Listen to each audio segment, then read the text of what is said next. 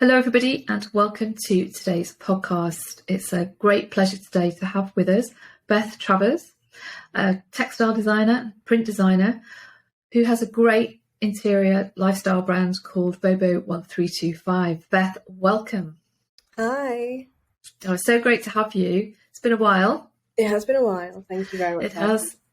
Yeah, it's so lovely to have you here. Beth, to make a start, could you give us a brief intro of what you're up to and tell us about BOBO1325, your brand? So BOBO1325 is a multiple award-winning interior design brand. It is?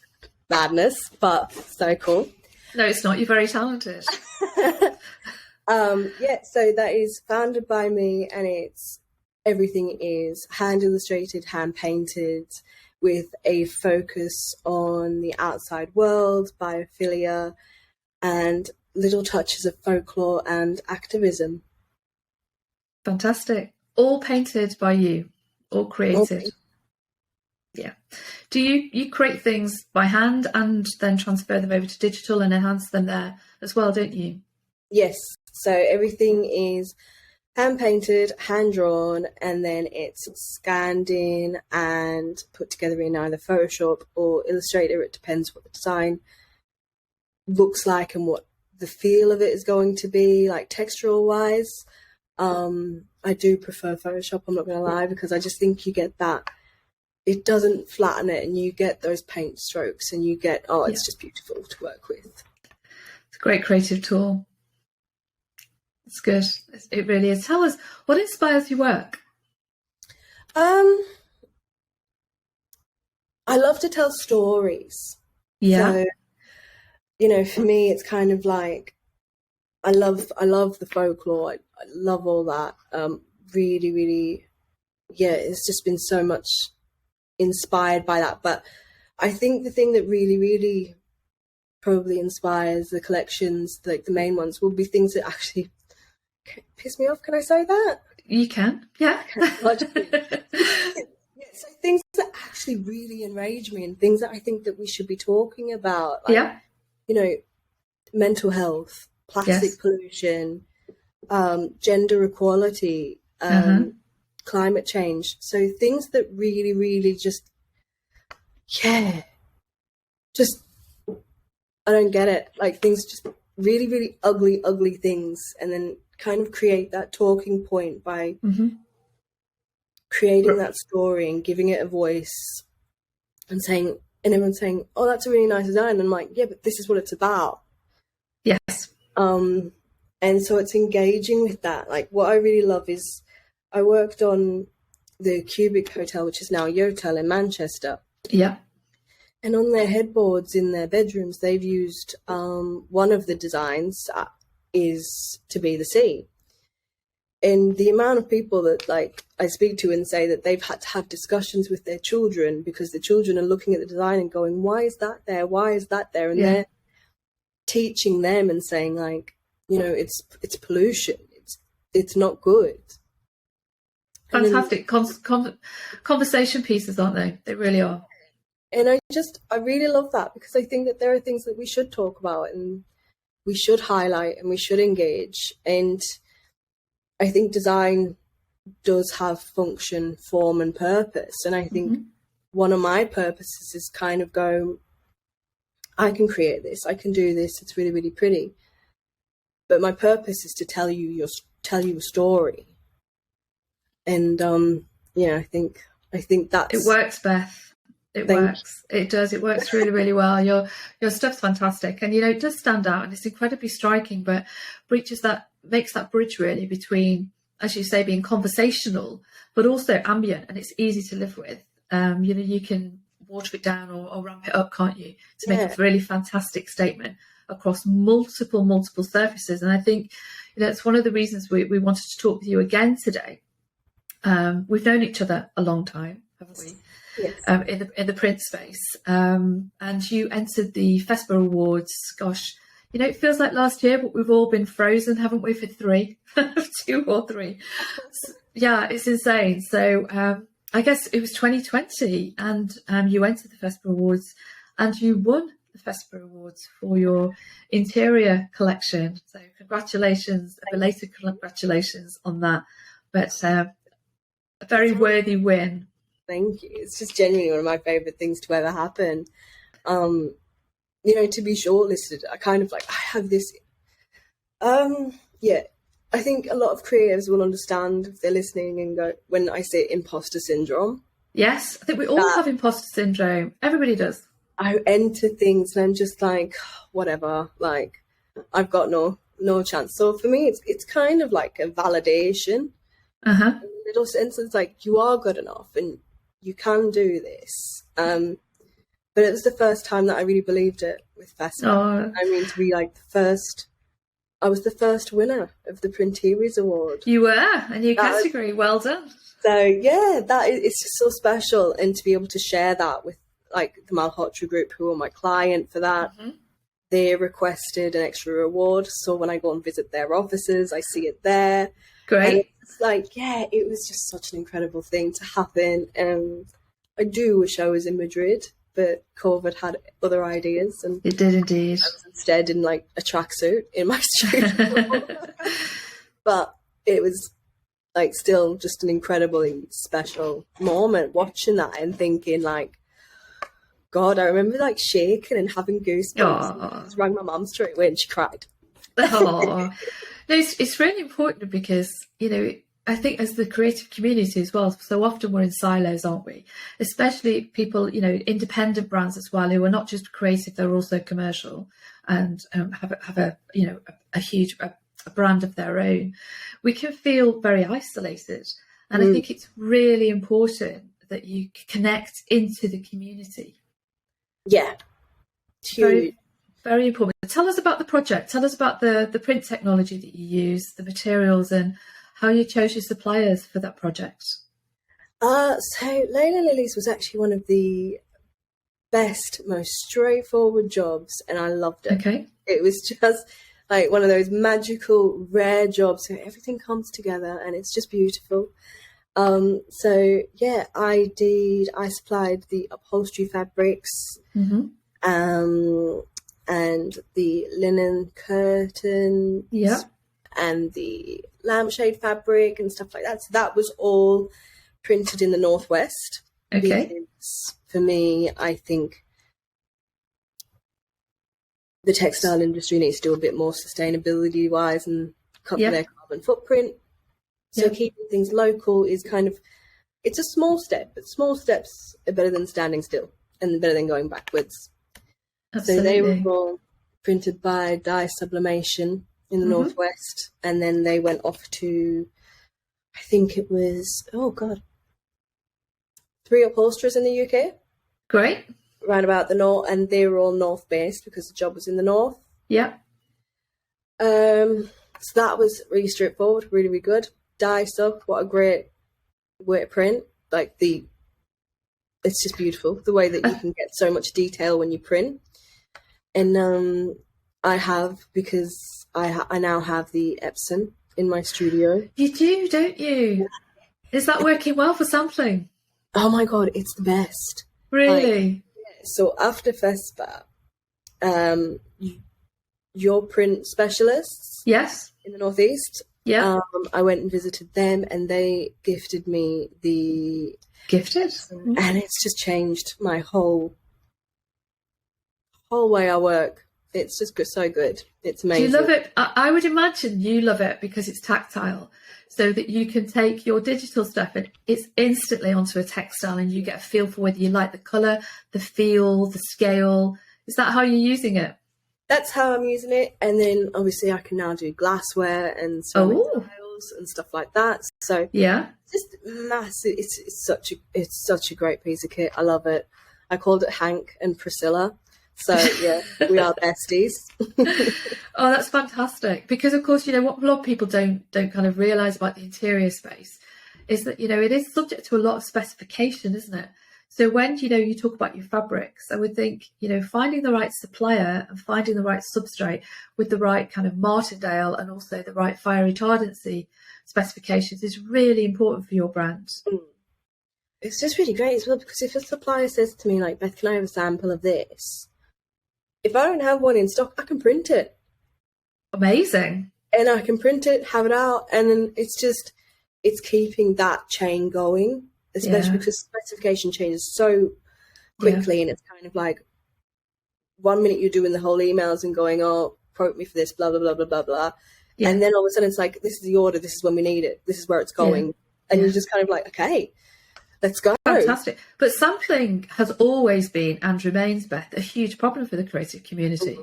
Because at the end of the day, the printer doesn't really want to do you a 0.5 metre sample or break it up with a load of different swatches into a 1 metre or 2 metre sample. You know, it's not cost effective for them. So they'll never be a priority, really. And, you know, some of the most proactive companies will give you a week turnaround or even a few day turnaround.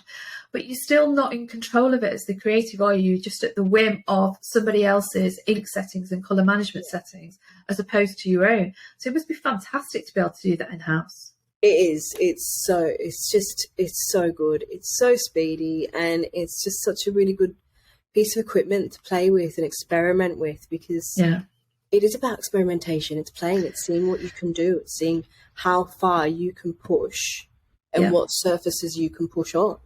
Yeah. And it's just really, really great for that. And I am really lucky to have that. I am really lucky to have the relationship that I do with your print specialists, because I'm kind of just like, if ever I have a problem, I just call them up and they know everything. They are like my gurus. Yeah. No, it's great. You've got to shorten that learning curve, haven't you? Yeah. And I think what you're saying is that the supplier relationship for the creative is so important. It's integral. It's so, like, I can't stress enough how important it is to find suppliers that you trust. Yeah. But also that you like. Yes, no, that's really important. Yes. It's kind of like, right. But they also have to like you. Like, you have to build that relationship. You have to spend time, like, go visit, go speak to them, send them emails, ask them how they are. Because, you know, sometimes these people are going to have to pull you out the dirt. If you're in trouble and you've got something and you've done something wrong, or, you know, something's really, really quick turnaround, you've got to lean on them. And but I think I'm really lucky. I've got some really, really good suppliers that I kind of ring. I'm like, help me. And it is. It's all part of that personal relationship, and it's about balance, isn't it? Give and take, and trust, I think, as well. And also not being, I think sometimes the creative can be labelled as a bit of a diva. And I think we have to, you know, you have always been very commercial about your decisions and understanding the limitations of perhaps the print process or the substrate or the timing and costings and things like that, really. So, yeah, congrats, Beth. It's so fantastic. So do you think winning award, and the FESPA Award isn't the only award you've won, isn't it? So can you just give us a quick rundown of that? Didn't you win the Northern Design Awards as well? I did. I won that once, I won that in 2012. Yeah, a long time ago now. Yeah, I got that. I didn't think I'd get that either. So I was on stage really trying to hugging the award giver. Why not? Oh my God. But no, it's just like, I don't even have words for it, because I'm just kind of like, I'm just one, in my head, I'm just like, I'm just one person. I see all these incredible companies and I'm like, wow, like I'm included amongst these people. Yeah. Like this year I was on the Brit list, short list. I was kind of just like, I'm up there with like Gresham and things like that. I'm just like, this is just insane, because these people, if like, they make so many ripples. But if you dropped me in like a little pond, I would just be like a plop. And so it's just like, I think that's one of the great things about digital printing, though, isn't it? It has democratized the sector. And you know, if you are creative, driven, and have a commercial mind, you can build your own brand and supply at much smaller scale. So it puts you on a level with those other people. In fact, sometimes, you know what, Beth, I think it makes you more interesting, because you're totally in control. Yeah. I definitely get away with a lot more. Yeah. So there is freedom in that, and it's really good. But yeah, it's just mad to me. Like sometimes, like half the time I spend time thinking like, I just don't belong in this room with these people. Like, what am I doing? It's kind of like I'm on the outside looking in. Yeah. And I'm just, I just can't believe that this is where I am and this is what I'm doing. So yeah, like the FESPA is like my favourite. I'm not gonna lie. It was my first award. It was the first thing that I kind of felt that wow. Yeah. And Layla Lilies is such a good project. It's in Newcastle. I'm from Sunderland, and even though we're like Derby Day enemy, it's just like, you know, it's home. Yeah. So I love that, and I love being able to take my mum, and I love being able to take my gran, and just like every year I get them a restaurant voucher for Layla Lilies.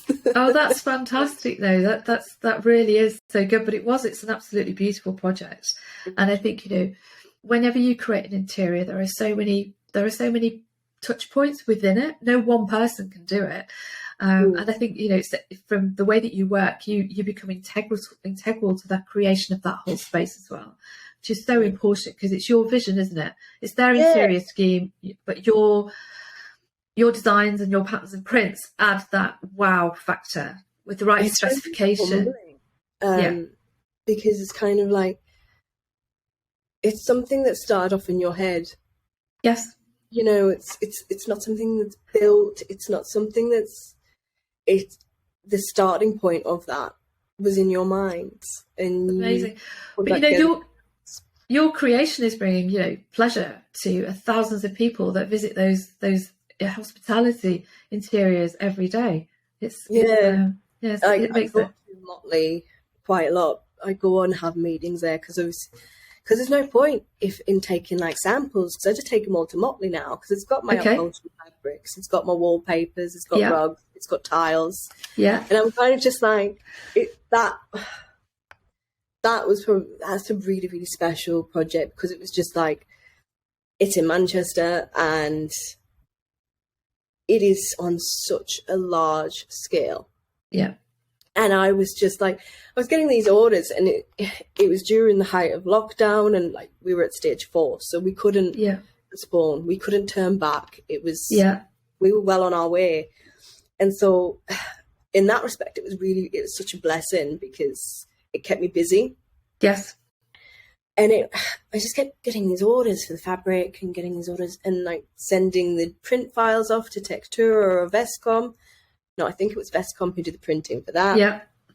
And thinking, and I just didn't really think about how big it was going to be. Like, it didn't register how it was going to look. And then I was with the rug company, and we were stuck. Where were we?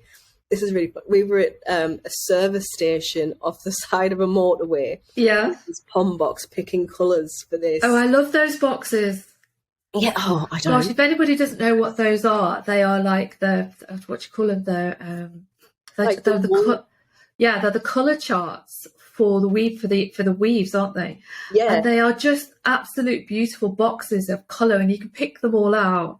They're actually so inspiring. I've used those on storyboards for years. They're beautiful. They're so good. I personally don't want to see another one in my life, because I'm trying to break down my designs and going this, but it's fantastic. I can't register it all. And then when the interior designer said, "Why don't you come down?"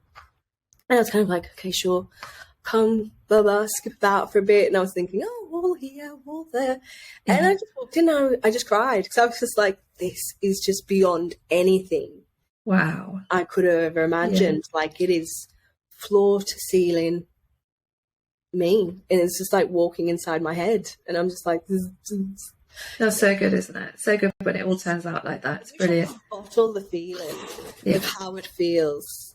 But it's fantastic you've had the opportunity to work with it throughout the whole project, instead of, you know, so often designers never see any of that, do they? They just, somebody picks up your pattern or print at a show or online digitally, however it is, and it's sold, and then its journey beyond that is completely out of your control. I think that's so lovely, is that you're learning the whole time, really, aren't you, within that project? And because you're close to suppliers, it's allowing you to push the boundaries of print as well, to create more, just to push the boundaries of interiors as well, which kind of leads me nicely on to our next question, really.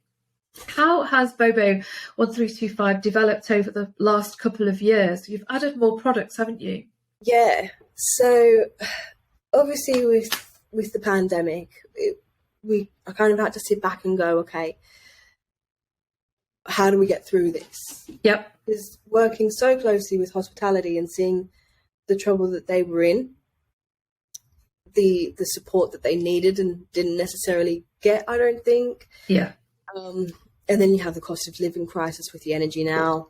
Yeah. It's kind of just been like, right, okay, how do I get through this? Yeah. How do I survive? And so I kind of thought about, I know I neglected the residential a little bit. So it was turning my focus more to residential.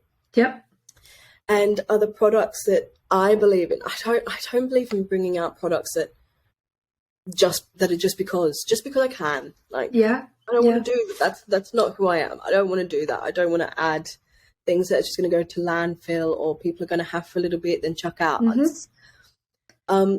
And when we were locked down, I felt in a cage. I'm sure everybody felt like they were in a cage. Yeah. And mentally, that just it took its toll. I really, really struggled. Yeah. Like I was calling my mum and I was just like, I can't, like, I just don't know what to do. Like, I need to get out. I need to do something. And for me, gym and swimming has always been so integral. Like, it gives me inspiration. It makes me feel good. It's that release at the end of the day. And I couldn't do it. So I started doing like at-home workouts in my bedroom, and I thought about the wellness side and the health benefits. Yes. And slowly I could feel myself getting better because I couldn't pick up a paintbrush. I had all this time, and the last thing I wanted to do was create. I couldn't. Yes, creative block, isn't it? I know exactly what you mean. You want to start, but you have no idea where to start, and it's just it's a wall. Yeah, so I brought out. I started focusing on like wellness side and health and fitness side, and it's something that I really believe in because it's how I know how it makes me feel. So I brought out exercise mats, and I love them. I go fantastic, and I just love them, and they're great for. They're made on sustainable rubber mats, so they're like recycled cork. They're just bigging myself up a little bit. They're just great. They are great. They're great, and they're all kind of they're upsells, aren't they? As well, really, it's really good to have those as you move towards like evolving the business from B2B to B2C too, isn't it? Really. So you have a website, and people can purchase these online now. So they're on my website. You can purchase them through Instagram shop. You can purchase them through the Facebook shop. And it's just really nice because I'm seeing people actually send me like pictures of themselves working out on my mat, and they're like, I feel great. And I'm like, that's incredible because I want you to feel great. And especially this time of year, I think like this time of year, everyone's so busy with the new year, new me. And I hate that phrase. I think it's such a commercial, horrific phrase that is just designed to make people feel bad about themselves. Yeah. But, a lot of people do choose at the beginning of the year to freshly start, to make those starts and to do things. And so it's been so nice seeing people tag me in things and like send me pictures and saying I can't wait to start, I can't wait to go to the gym. And like when I take mine to the gym, and I've got people going, where did you get that? And so now I'm seeing people at the gym and they've got mats, and I'm kind of just like, oh, it's great.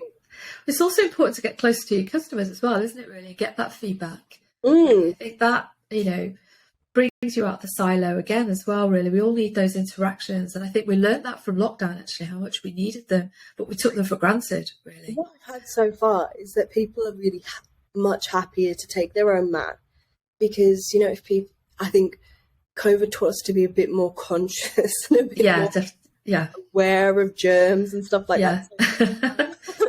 Definitely. If you're using a gym mat that's been at the gym, you don't know if the person before you's cleaned it. You don't know. Like, if you don't clean it up, like there's so much.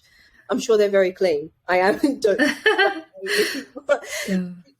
You're putting kind of like you don't know thingy. So when you take your own mat, you're in control of that. Definitely. And they're all great ways to do print on demand for you too, really. You don't have to hold massive stocks.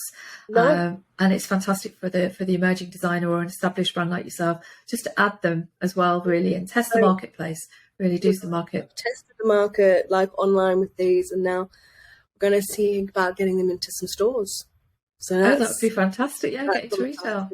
So yeah. That's good to you. Good for you. Beth, I think you've spoken about your projects, and I think, you know, is which would you definitely define as your favourite one, or perhaps it's not fair to do that, really, is it? It's probably not fair. Are there any other projects you'd like to just talk about quickly that were challenging, or that you could bring new materials in? I think my favourites, is Layla Lilies, and I think from winning that award, the relationship that I now have with the client, I work on all their projects. Fantastic. And that's extraordinary. And we have a bespoke one coming. So another one, good. That is what I'm working on right now. And it's great. I love bespoke. Obviously, and I love Yotel and Motley, just because there's so much of me. It's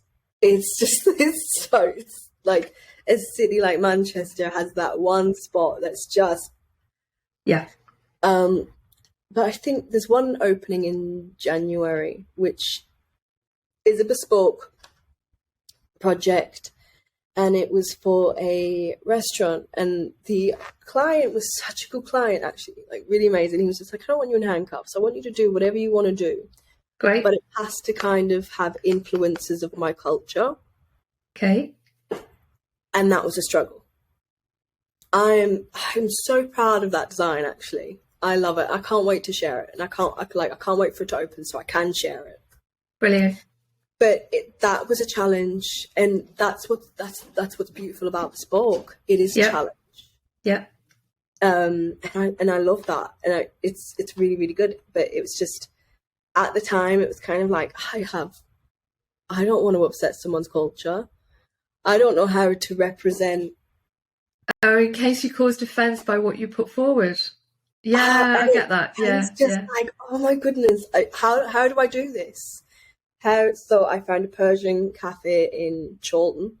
And I went and had coffee, and I was just, and I think and at first I just sat there and having coffee, and I didn't speak to anyone. And then they saw me coming, a couple of them, they're like, hi, how are you? And I was like, okay, the water's broken. And I was like, right, this. And I was talking to them about it. That's great. Yes, did your research. And that's what's so important, though, like, with every project and every job, is do your research, you know? Yes. Because you want to do it right. You want to represent you the best that you can do. But if you're representing a client as well, you're representing them. But you want to reach, as a creative as well, I think you always seek, what's the word, recognition, but also you want everybody to be happy. So it's really important that you meet everybody's expectations. And as a creative, if you don't, creatives don't just walk away and go, oh, well, you feel that forever, don't you? You'll be unhappy with that design forever because your client wasn't happy, or the final scheme just will never meet your expectation of perfection because you didn't give it your whole, content. I think what people don't realize is how much you give of yourself to what you create. Absolutely right. Nobody ever gets that outside the creative world. Vulnerable when you are creating, because you have to open yourself up so much. Yeah. And I think people don't really understand, like, the toll it takes mentally and that vulnerability, because so that was a challenge, and I was just like, I don't know where to begin. I really don't know where to begin. And then I spoke with the guys, and I was just like, right. And I found, and then because I'm such a little scholar, I love to learn, and I love to, like, knowledge makes me giddy. Like, I'm just like, okay, I've just had books upon books upon books. Yeah. So I read, like, all these books, and I went for Persian folklore. And so I went for Persian folklore and all the botanicals and elements within the design, like flora. They're all used in Persian cuisine or grown in Persia. So everything kind of links back and is integral to the story. It's not there just because, it's because it has purpose. And I can't wait. That's brilliant. When's the launch due? January, I believe. End of January, early February. Fantastic. Okay, brilliant. That's great. Are you going to enter that one into the FESPA Awards this year, though? I am. Oh, look forward. Yeah, I think the deadline's the 23rd, 24th or maybe it's the 28th of January, but it's towards the end of January. We'll make sure we do a little headline on that. If it's open, I will absolutely 100% be entering. Fantastic. Brilliant. That's so good. Beth, can we touch on market trends? How has the interior industry changed? And how have you, I think we've spoken about how you've adapted BOBO1325, but how has the industry changed over the last few years post-lockdown? Is there a lot more going on in hospitality, or is it still very difficult? It drips and drabs. There is a lot going on. Yeah. It's a lot slower. Okay. Because I think everyone's kind of taking their time, taking their steps, getting things in place. Yeah. And I think because costs are the way they are. Yeah. And I think everything's just soared. So I think everyone's just kind of taking their time and it's on tenterhooks, but there's a lot happening. There is so much happening, like especially, in Manchester, there is so much going on. In the Northeast, there is a lot going on. London. Great. So yeah, it's just getting getting there. But do you think people are more considered about their purchases as well? Do you think they are actively looking for greener solutions, more sustainable materials to use? I know I am. Good. I know. I'm sure you are. I'm demanding that. So, my printers now have a recycled velvet that is FR without using halogen, which I love. Oh, perfect. But I think we'll all agree that, the textile industry and the interiors industry, especially with upholstery, it needs to do more. It does, and faster. It needs to do a lot more. At the minute, I'm obsessed with C-cell smart fibers. Really obsessed with those. Seeing them emerging in fashion with Patagonia and stuff like that. Yeah, it's made from seaweed and wood cellulose, so it is low resource, 100% biodegradable. Yep. There's no chemicals released in the waste. And it's just kind of I want to see, if fashion are doing it, I want to see the interiors take steps like that. I want to see upholstery take steps like that. So, can something like C-cell from those raw materials transcend into interiors? Because the recycled velvets, they're amazing and they're a step. And I think every step is important, but there's still so much wastage with that. It's still polyester. It's still just the water wastage and the chemicals. They still take their toll. So yeah, I think it's always about supply and demand, isn't it, really, as well? And I think it's about having a volume, a cooperative of people choosing the right fibres so that we can make sure that they do get woven and they end up out there in commercial use, or getting access to the companies who are loom state, who are building huge stocks and reserves of these things, but for their own use.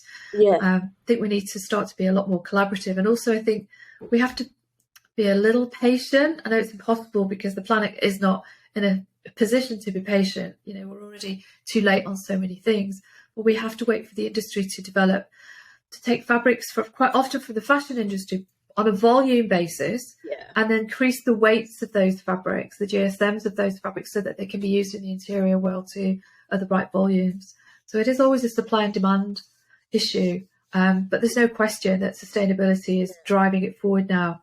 That's what people are looking for, and it's great that that's happening. Brilliant. But I think you hit the nail on the head when you said that it needs to be more collaborative. Yeah. cross platforms, Yeah. cross Yeah. industries, Yeah. and like share your knowledge. And I think that's how we do it. Yeah. And I think that's how we make change. And I'm excited because it's weird, really, isn't it? It's like going back to the 1950s in many ways, but with a digital format, you know, where honour and trust were all part of the commercial frame. We kind of lost that for 20 years, I think. But we now have to, you know, especially when you look at print on demand and things like that, because people have to now think about booking space with their printer and not just expecting them to jump, you know, when they were asked to jump, you know, the reverse is how high.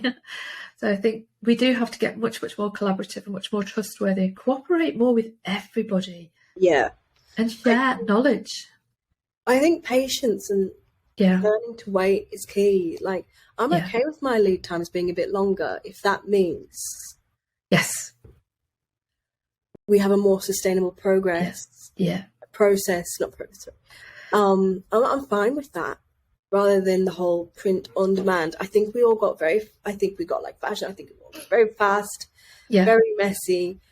And I think we just take that while taking steps forward, we take steps back and go, okay, let's take our time.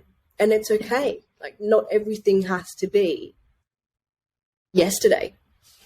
Definitely, definitely. Speaking of yesterday, when we used to have to buy everything off the shelf and on stock, there really wasn't much choice in the interior world, was there? It was all a land of pattern books, really, and millions of meters printed from which you could choose. But things have changed. You're definitely driving the trends within customised interiors. How do you see that changing? Do you think that's here forever? Do you think bespoke in the interior world is here forever and will continue to develop? Yeah. Do you know what I think people do? I think people want that personalised space and people want that personalised touch, something that calls to them and resonates with them. Yep. And I think that's what's really, really beautiful about what we do. It's that different people and what they feel and how they view the world and how they want their space. Different signs call, like, just it's for them. I think you're more likely to keep it longer as well, aren't you? You are. Definitely. And I think that's what's really great about interiors, is that they're more thought about. Like, your favourite dress is only your favourite dress for a season, and then you're kind of like, take it to a charity shop or hit ASOS in the sale or whatever. Yeah. But your interiors, they're designed for you on a much more holistic level. And correctly, down to like the paint you choose and the colour scheme that you go for and how that makes you feel. Like, I think people are kind of going, how does this, like, colour is so important, it's powerful. And you know, I've because of material source, I spend a lot of time with brown paints. Yeah. And they taught me about like colour psychology. So and which is something that I've always considered, but not as deeply as I do now. So when I design, it's kind of like, what is this design saying? Like, on a subconscious level, not what I'm wanting to put out, but on subconsciously, how does this make you feel? How do the colors make you feel? Do they calm you? Do they make you feel like energized? And I think that's what's really, really great about interiors. It's a whole science, isn't it? It's a whole science that of how, you know, a colour affects your health. Subconsciously, you've got no idea that that's what's going on, but your interior really impacts your lifestyle and your life balance. And I think post-lockdown, more people are, you know, people used to think that was a bit, no, but I think and would frown on that kind of, I don't know how to describe that really, but I think people are much more focused and on the relevancy of the style and the design and the health benefits, the wellness benefits of everything. Having been locked in our interiors for 2 years, I think we all kind of started to have the time to look round and go, it's a whole science. All the grey go. The grey's been going, and in come the mustards and the greens, and you're like, yes. You're right. You'll feel so much better for it. Yeah, and true. then, like, you see all the biophilic elements coming in, and kind of like looking at plants and going, does this plant help me sleep? Does this plant make me calm? Does this plant clean the air? Yeah. And it's just, it is. It's such a science that I think people look at it and think, oh, wow, that's pretty. But then they don't see the whole Yeah. concept and the whole process behind every step and every thought.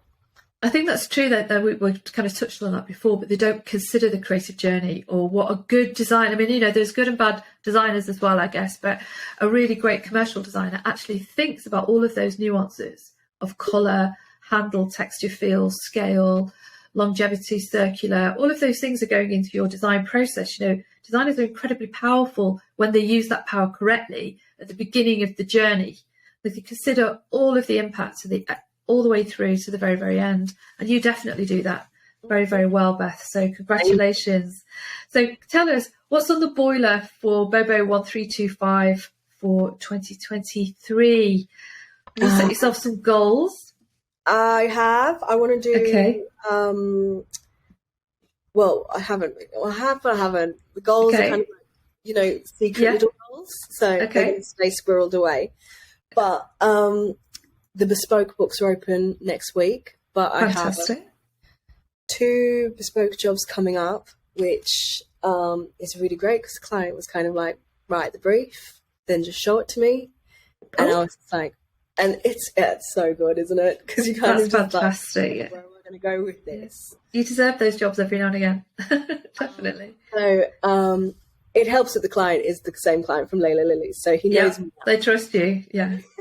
I'm just so excited about that job. It's in Newcastle. And lovely. We're going to be telling a history of Newcastle that hasn't been told before. Oh. So, yeah, I went deep into my research and I was kind of like, right, well, I don't want to do the bridge. I don't want to do the Angel of the North. Yeah.